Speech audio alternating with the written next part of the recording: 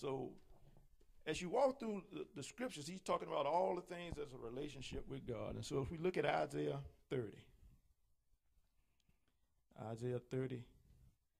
and verse 18, he says this, and it reads like this. It says, and therefore will the Lord wait, that he may be gracious unto you, and therefore will he be exalted, that he may have mercy upon you. For the Lord is a God of judgment. Blessed are all they that wait for him. Now notice, he said, therefore the Lord will wait, that he may be gracious unto you. So notice, the Lord is waiting, but he's not waiting for himself. He's waiting so that he can be gracious to us. So in essence, God is saying, look, I'm going to wait on you. I'm going to serve you. But in the same way that I serve you, all I'm asking you to do is wait on me. Serve me, and it's going to be a two-way thing. We're going to do it for each other. Now, you think about that. God said he's going to wait on us. Now, why would God wait on us? He created us. He knows where we came from. He knows we're nothing but dirt. But yet he's created that dirt, put his spirit in that dirt. And now he says, I'm going to wait on you. I'm going to serve you. Evidence that he did it. He gave us everything. Think about it. God created the universe. He created everything. And most folks, when you look at the thing about with the rich, and they keep talking about all these things, rich don't give up nothing. They hold on to it. They buy what they want to buy. They get what they want to get. God's created everything, and he turns around and he looks at the little old man and woman that he just created, and he says, everything that I've created is for you. All I'm asking you to do is just remember me, that I gave this to you, and just wait on me and help me out here. That's what he's saying. I'm helping you, you help me. Simple. But yet think about it. Most of the time we say, God, I ain't got time for you. God, what all this? What if God starts saying, well, okay. It's like a waiter when you go to a restaurant. If they serve you well, you tip them well, right? If they don't give you good service,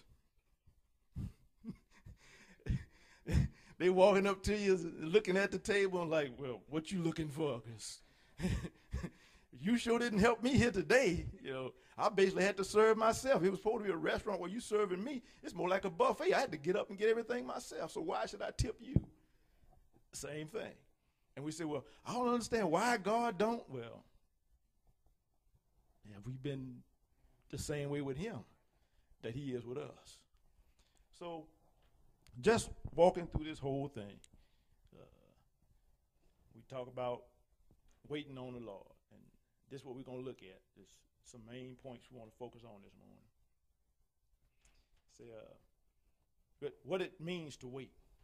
And we're going to look at it from a different standpoint from what we normally think. And we think, well, what to do while you wait.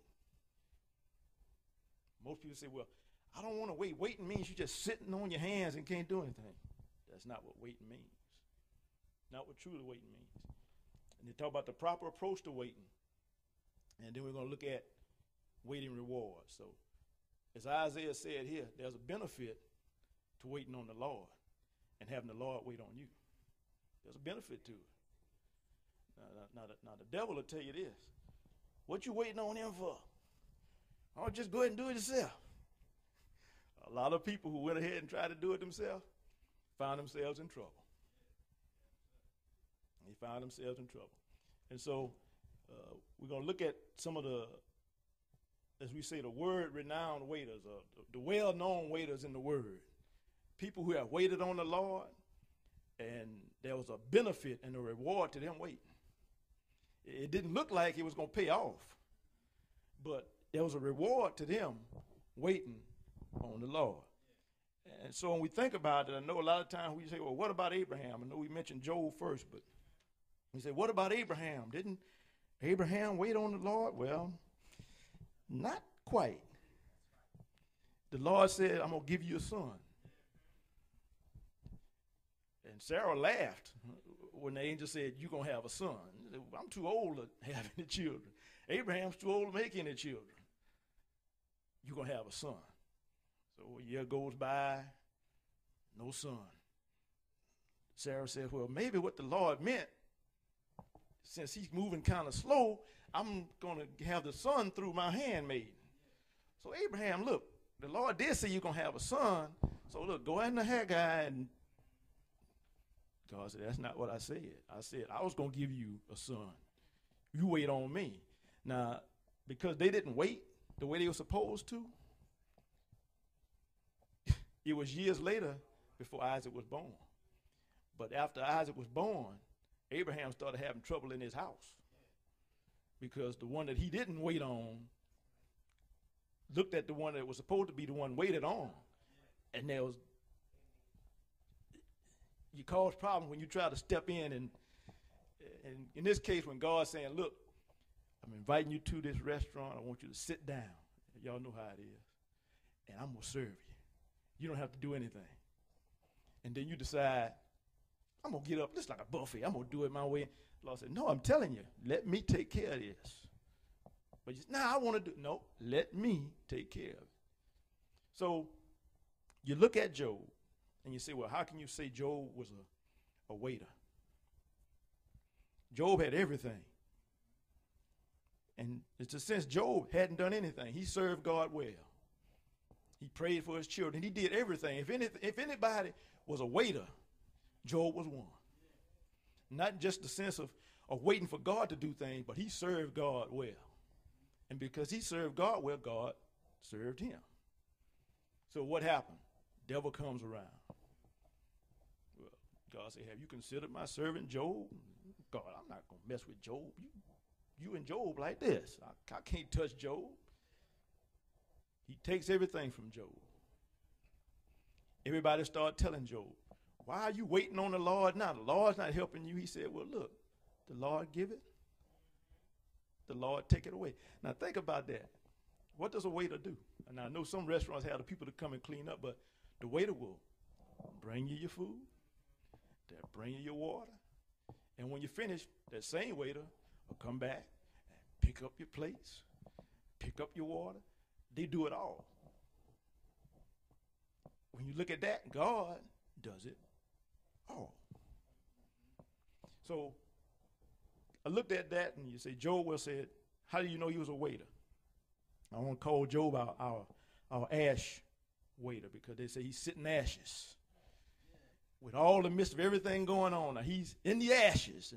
But you notice he wasn't just sitting in the ashes the whole time. He was, what the Bible say, scraping the sores off his body. While he was in the ashes, what he was doing, talking to his friends. He wasn't just sitting there quiet. His friends are talking to him about why are you waiting on God? God is putting you through this. You must have done something. And in the midst of that, what does he say? He said, all of my days of my appointed time, I'm going to wait until my change comes.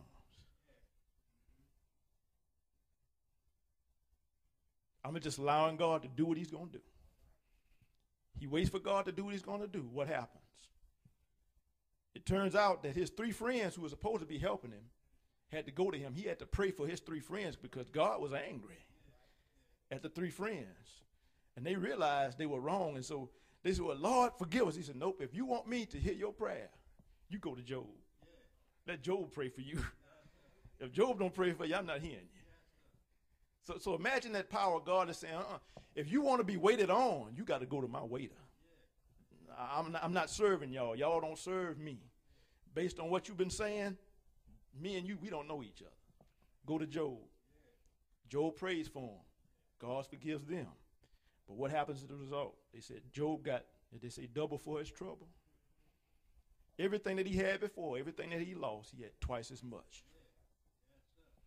Just because God waited on him and he waited on God. Now, even just from the standpoint, Sister Job kind of got tired of waiting. You know, sometimes you be at the restaurant, what's taking them so long? Y'all know how we do. And Sister Joe said, well, why are you up here? We're just praising God. We curse God and die. And Joe said, woman, you don't even sound like my wife. But after all God has done for us, he's the waiter. He got the right to do what he wants to do. May not realize it, but Jeremiah was a waiter. He said, well, why do you say that? God called him at a young age. And matter of fact, they called him the weeping prophet because of all the things that he saw, the suffering of his people. And so he wanted to do much to help his people, but he had to wait on God to direct him. Now, God said, I'm going to serve you, but you're going to be a servant to your people. You're going to wait on the people. What happens because Jeremiah decides to be a waiter for God? He winds up getting thrown in a pit. Not just any pit, but a muddy pit. They leave him there to die. The people think he's going to die, but what happened? God sends another servant, a eunuch, Abimelech, to come and lift him up out of the, you notice? He said, I'm not going to leave my servant in that place, so I'm going to send somebody else to wait on him to lift him up out of it. And so Jeremiah's looking at all of this, and he's seeing all of the things going on around him. And in the midst of it, he sees the suffering, he sees the pain. But when he sits back and he thinks about the fact that God has been such a good waiter to him, and because he waited on God, what did Jeremiah say? The Lord is good unto them that wait for him. And he says, to the soul that seeketh him, it is good that one should hope and wait quietly. Now that's hard. You know, like I say in that restaurant again, and you say, it take them 15 minutes and they ain't brought me no bread, no water. It's coming. Oh, don't. It's coming. Shh. Quiet. It makes me laugh because they were showing, I don't know if you all saw it, the lady that was at the Burger King. Went in there, bought $1.06 hamburger. She opened the hamburger. She went back to the counter. She told the manager, she said, somebody spit in my hamburger. The lady said, well, no, ma'am. She said, no, somebody spit in my hamburger. I want my money back. So the lady said, okay, I'm going to give you your $1.06 back. The lady turns to go and get her money. Guess what the lady does? She takes the hamburger and throws it, hits her behind the head, and just goes off and starts knocking things off the counter. Over $1.06 hamburger now. Couldn't wait for the lady just to turn, go on the counter, and do this. They wouldn't have taken but a few seconds. Here's your $1.06. Then tries to climb over the counter. The lady pushes her back. She falls down. She hits her head. She gets up angry. She starts tearing everything up, trying to get into the back. They call the police on her. So now instead of just waiting for the $1.06 and going back to school, now the police come pick her up as she's going back to school. And they have to take her to the hospital before they take her to the jail because she's cut her head. Because she acted a fool because she wouldn't wait for $1.06. Wait quietly. David, king of waiters. And David wrote in this psalm many times about waiting on God. Everything that he did was a provision where he served God, God served him. That's why the Bible said David was the apple of God's eye. God did everything for David, but David did everything for God too. And so when you look at all the things that he had done, you say, well, how did David wait? Well, Saul was king, and he had to wait to go into the fields where his brothers were. Saul tried to give him his armor. He had to wait on the armor. He went to God. God waited on him and he said, well, who's going to take on Goliath? Everybody's running around figuring it out. David says, I'll take him down in the name of God. God will help me do it. Little boy, get on away from here. No, God will help me do it. Gets angry. He does what God tells him to do. What happened? King Saul gets angry with little David because now the people are praising little David because he took down the giant and all the things he's done. So, but he still waits on the Lord. He never lifted his hand against Saul. While he's running, he's in the caves, waiting for Saul to calm down. He goes to another country, waiting for Saul to calm down.